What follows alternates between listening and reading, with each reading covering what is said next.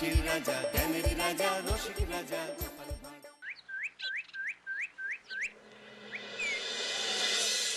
একই গিন্নি, এই কটা ভাতে কি পেট ভরবে? ও যা ভাত আছে না, ওটা বেড়াল ডিগোতে পারবে না। হ্যাঁ, আরে বাবা, আমি আর বেড়াল এক হলো? এই বাড়তি কথা না বলে খাও তো।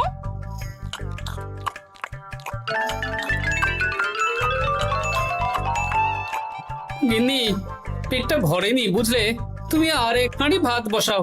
আমার জন্য 2 হাতা রাখা আছে, ওটাও খেয়ে নাও না, খাও। আমি আর ভাত বসাতে পারবো না, এখন উনুন ধরাও, আঁচ দাও, ভাত বসাও। আহ, আরে তোমারটা তুমি খেয়ে নাও না। তুমি তো জানো আমার এইটুকু খাবার পোষায় না। তারপর তুমি আজকে ওই ওলের ঝোলটা যা বানিয়েছিলে না, আহা। খাই খাই খাই খাই করে আমার জীবনটাও খেয়ে ফেললে গো। আরে বাবা, ভগবান এই পেট দিয়েছে কিসের জন্যে? এত খাটাখাটনি সবকিছুই তো এর জন্যে নাকি? হ্যাঁ,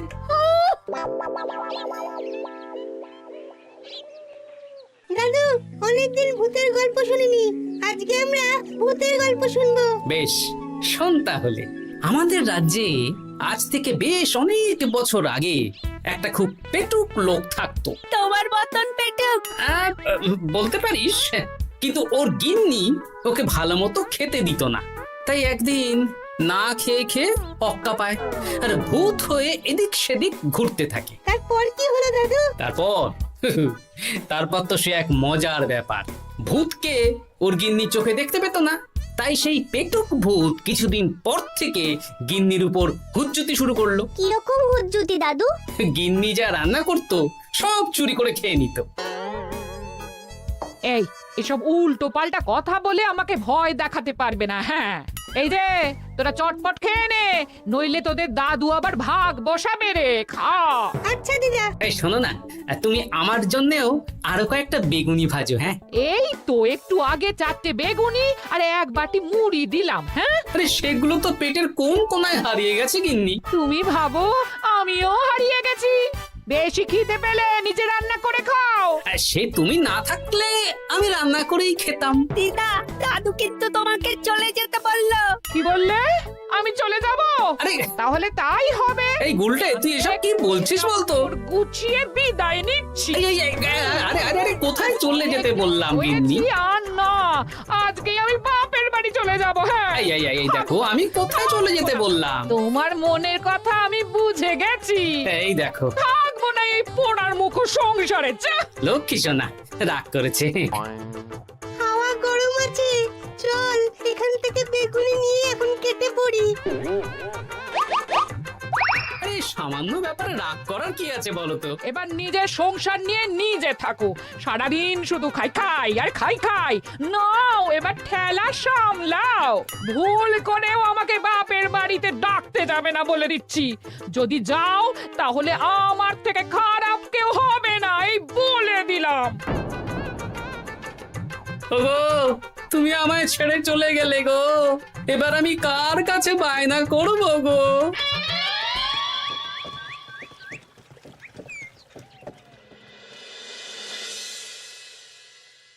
কিরে, তুই একা একা?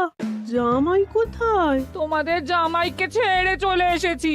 এ মা, তুমি কি থাকতে দেবে না আমি চলে যাব? এসব আবার কি কথা বলছিস তুই? হ্যাঁ, এ তো তোরও বাড়ি। আমাদের ভাত ডাল জুটলে তোরও জুটবে। কি হয়েছে রে দিদি? দিন রাত খেটে খেটে কয়লার মতো পুড়ে যাচ্ছি, আর ওনার বায়না শেষ নেই। সারাদিন শুধু খাই খাই আর খাই খাই। এবার বুঝবে জামাই বাবু। হ্যাঁ, নিজে হাত পুড়িয়ে রান্না করার ঠেলা।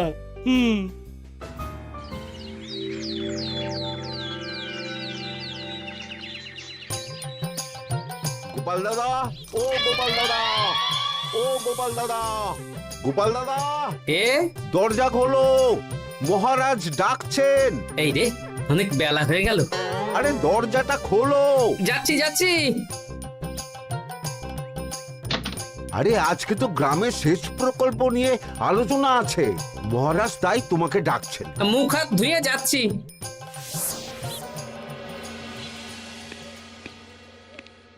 দেখুন মহারাজ, দেখুন এত বেলায় গোপাল এলো, তাও নিজে আসেনি, ডেকে নিয়ে আসতে হলো। সত্যি গোপাল, আজকে এত জরুরি একটা আলোচনা সভা, কোথায় তুমি তাড়াতাড়ি আসবে? তা না করে গোপাল বাড়াবাড়ি করে ফেললো। গোপাল, এই আমি শেষবারের মতন বলে দিচ্ছি, ফের যদি এরকম রাজসভায় দেরি করে আসতে দেখি তাহলে কিন্তু কড়া ব্যবস্থা নেব। আসলে মহারাজ, আমার গিন্নি গতকাল রাগ করে বাপের বাড়ি চলে গেছে, তাই বেশ হয়েছে। আচ্ছা, যে জন্য আজকের আলোচনা সভা ডাকা হয়েছে সেটা হলো আমাদের রাজ্যের দক্ষিণে একটা সেচের জন্য পুকুর খনন করা হচ্ছে।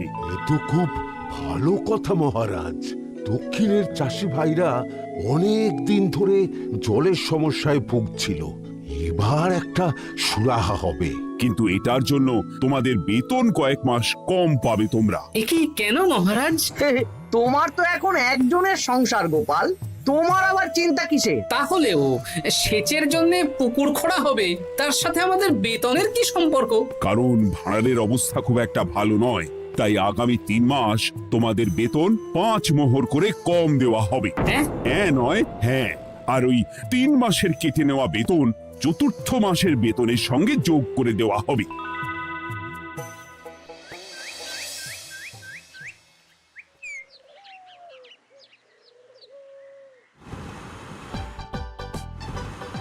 কি দাদু, এ তোমার চোখ মুখের কি অবস্থা? কালি ঝুলি মেখে ভূত। কি আর করবো বল, এসব কি আমার কাজ রে? কালকে ভূতের গল্প শোনাচ্ছিলে, আজকে নিজেই ভূত সেজে বসে আছো।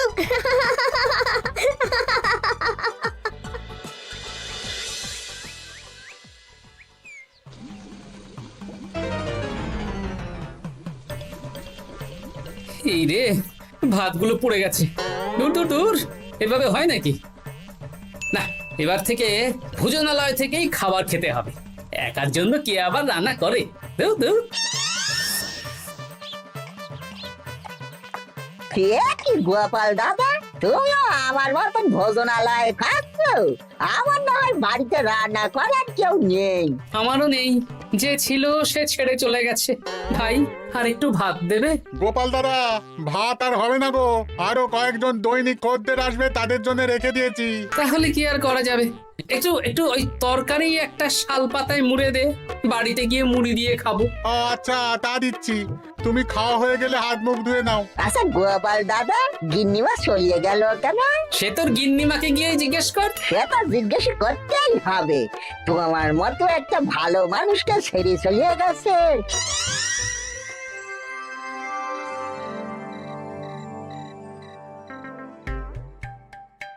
এসো এসো। এই নাও ধরো, পুঁটির মা তোমার জন্য কটা রুটি আর তরকারি পাঠালো। শুনলাম তুমি বাইরে ভোজনালয় খাচ্ছ। কি আর করবো বলো, একদিনই ঘর দুয়ারের একই অবস্থা করেছো গো গোপাল দাদা। ওই একার সংসার, এখন আমার কাজের মধ্যে দুই, খাই আর শুই। তা গিন্নিমাকে খবর দাও। না না না, খবর দিলে আবার অশান্তি শুরু করবে, বরং তুমি গিয়ে বলো। বেশ, তাহলে কালকে আমি তোমার শ্বশুর বাড়ির দিকে সার কিনতে যাব, না হয় গিন্নিমাকে আমিই খবর দিয়ে দেবো।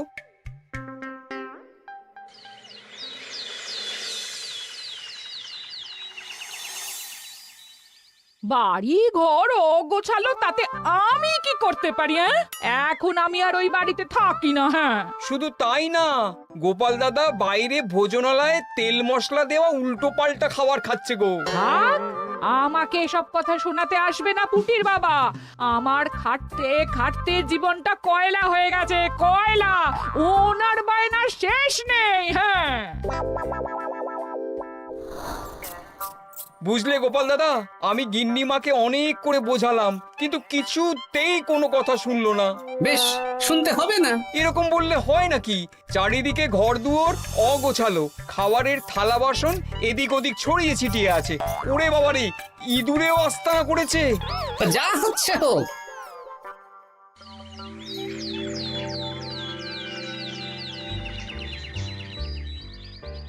ভোলা, আটটা কচুরি দাও তো, ঝটপট খেয়ে রাত সভায় চলে যাব। এই নাও। ও গোপাল দাদা, শুনলাম নাকি গিন্নিমা বাড়ি ছেড়ে চলে গেছেন? হ্যাঁ, ঠিকই শুনেছো। তাই বাইরের খাবার খেয়ে কতদিন কাটাবে? এভাবে তো তোমার শরীর খারাপ করবে।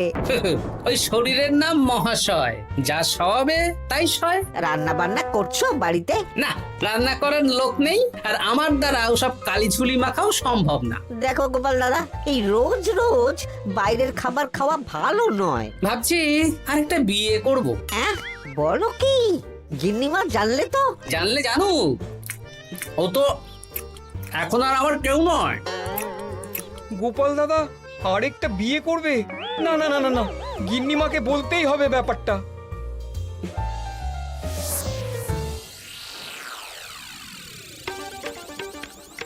গিন্নিমা, তুমি আবার এসেছো পুটির বাবা? সর্বনাশ হয়ে গেছে। আবার কি সর্বনাশ? হ্যাঁ, বাড়ির চারিদিকে অগোছালো, ইঁদুর মশা মাছি ঘুরে বেড়াচ্ছে। আমি আর ওই বাড়িতে যাব না। গোপাল দাদাও সেই ব্যবস্থাই পাকাপাকি করতে চলেছে, আরেকটা বিয়ে করবে। কি বললে? জল জ্যান্ত বউ থাকতে আরেকটা বিয়ে? হ্যাঁ, আমি আজকেই যাব। ওর একদিন কি আমার একদিন? হ্যাঁ, আমি আজকেই যাব। এই দিদি, এক মুহূর্তে এরকম বদলে গেলি কেন? আবার আবার তো জামাইবাবু তোকে কাটাবে। তা বলে তোর জামাই বাবুটাই অন্য কারোর হয়ে যাবে? হ্যাঁ, আমি বেঁচে থাকতে আমি হতে দেব না। তাহলে দিদি আমিও যাব। ওই জামাইবাবু অতিরিক্ত খায়, জামাইবাবুর খাওয়া বন্ধ করতে হবে, বুঝলি? ঠিক আছে, চল তাহলে চল। ঠিক আছে, চলুন তাহলে। হ্যাঁ হ্যাঁ, তাই চলো। বুঝলি দিদি, আমার মাথায় একটা মতলব এসেছে। হ্যাঁ। কি মতলব শুনি?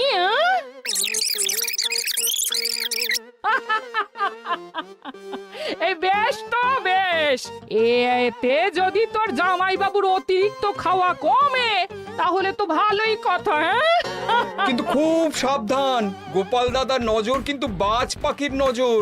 তাহলে যাওয়ার পথে একটা সাজঘর হয়ে যেতে হবে। হ্যাঁ, তাড়াতাড়ি চলুন, রাতে মনে হয় ঝেঁপে বৃষ্টি হবে। কই গো, বলি কোথায় গেলে? এ কি, আমি তো বেশ ভালোই ছিলাম, তা তুমি আবার ফিরে এলে কেন? আমি বেঁচে থাকতে তুমি আবার বিয়ে করবে? ওসব চলবে না। আমি এক সাধক বাবাকে নিয়ে এসেছি, তোমার সব ভীমরতি ইনি ছড়িয়ে দেবেন। হ্যাঁ, আজকে থেকে তোমার অতিরিক্ত খাওয়া দাওয়া বন্ধ করার দায়িত্ব এনার। যা বাবা,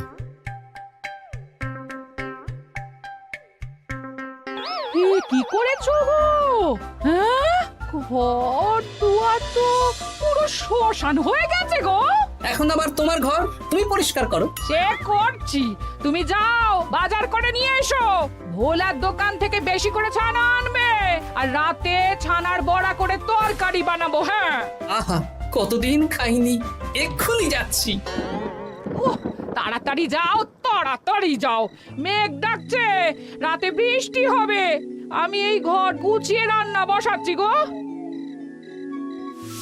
বলো কি গোপাল দাদা, গিন্নিমা ফিরে এসেছেন? হ্যাঁ, সকালে তোমার দোকানে বলেছিলাম না বিয়ে করব, সেটা নিশ্চয়ই কেউ শুনে গিন্নির কানে দিয়েছে।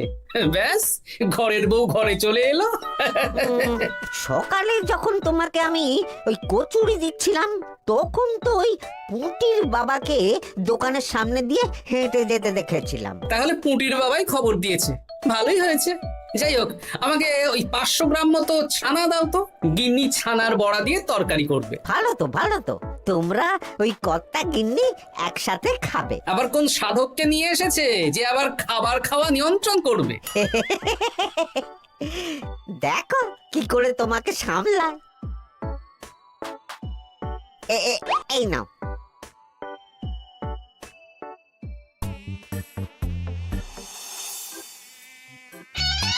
দেখি গিন্নি, আমার জন্য দুটো বড়া আর ওনার জন্য এতগুলো? বেশি খেলে তোমার চেহারা ঠিক হবে না বৎস, তোমাকে রোগা হতে হবে, তাই কম খেতে হবে, বুঝলে? ঠিক আছে, আপনাকে আমি মজা দেখাচ্ছি। অগত্যা গিন্নির হাতের খাবার খাচ্ছি, হে আমার 14 পুরুষের ভাগ্য ভালো।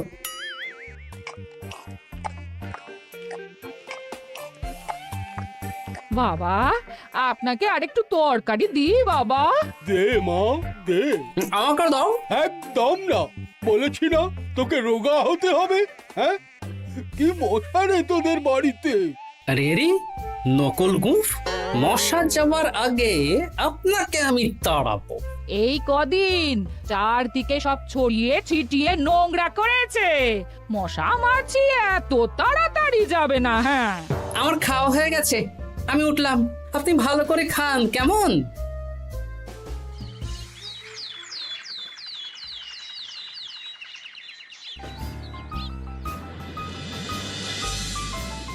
বিজ্ঞানী, আরে গোপাল যে, কি ব্যাপার? একটা সাহায্য চাই বিজ্ঞানী। বলো বলো, আমি কি করতে পারি? কয়েক টুকরো বরফ বানিয়ে দিতে পারবে? তা পারবো, কিন্তু এখন হবে না। তুমি বরং সন্ধেবেলার পর নিয়ে যেও, কেমন? খুব উপকার করলে বিজ্ঞানী। আমি ওটা বিশেষ মোড়কে তোমায় দেব, যাতে গলে না যায়। ধন্যবাদ বিজ্ঞানী, এখন তাহলে আসি।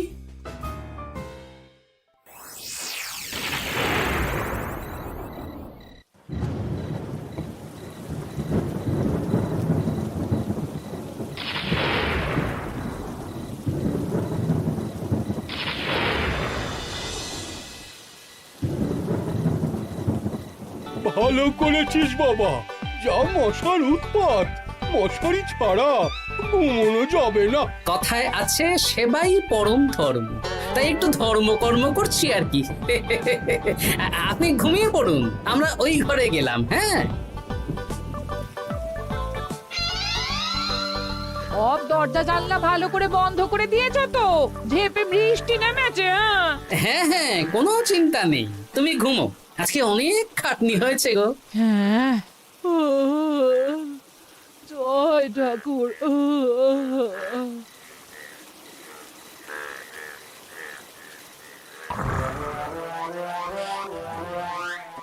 এই তো গিন্নিও ঘুমিয়েছে, এবার আসল কাজ শুরু হবে।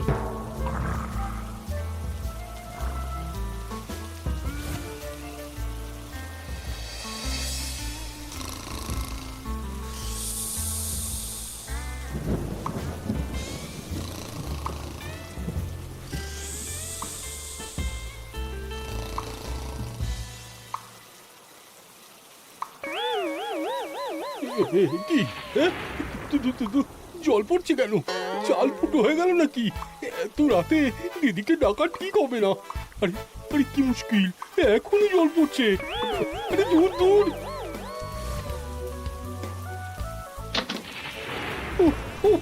বাপরে বাপ।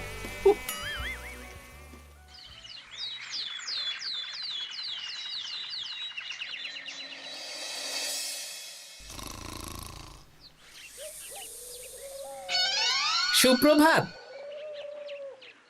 প্রভাত আর শো নেই। কেন? সারা রাত প্রথমে ভিজেছি, তারপরে মশার কামড় খেয়েছি। ভিজেছেন কেন?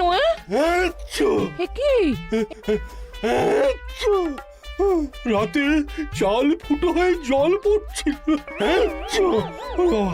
খুব ঠান্ডা লেগেছে, একটু একটু মধু আর তুলসী পাতা দে, একটু খাই। এই দিচ্ছি বাবা।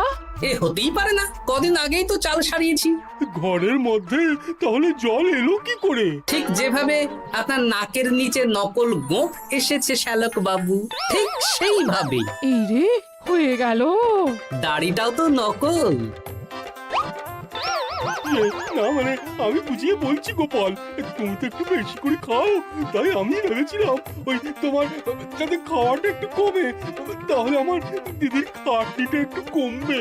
খাটনি কমাতে তো আপনি আসেননি, উল্টে আপনি নিজে ছলে বলে খাচ্ছিলেন।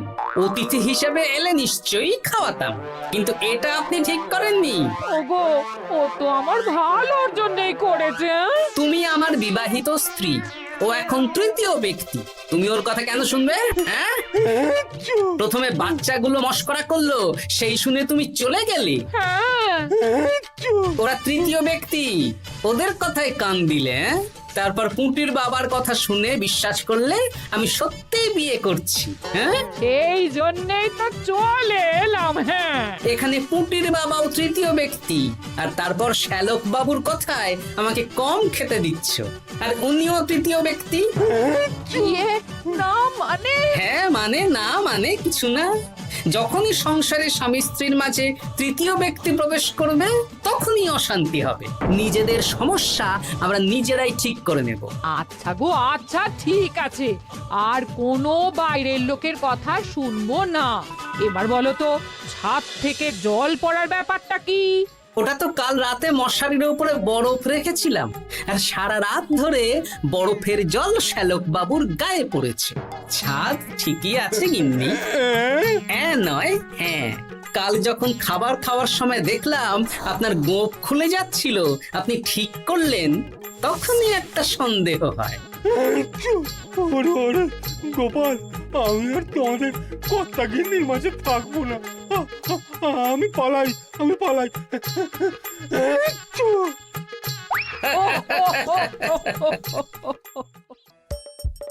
হাসির রাজা জ্ঞানের রাজা রসিক রাজা গোপাল ভাঁড়।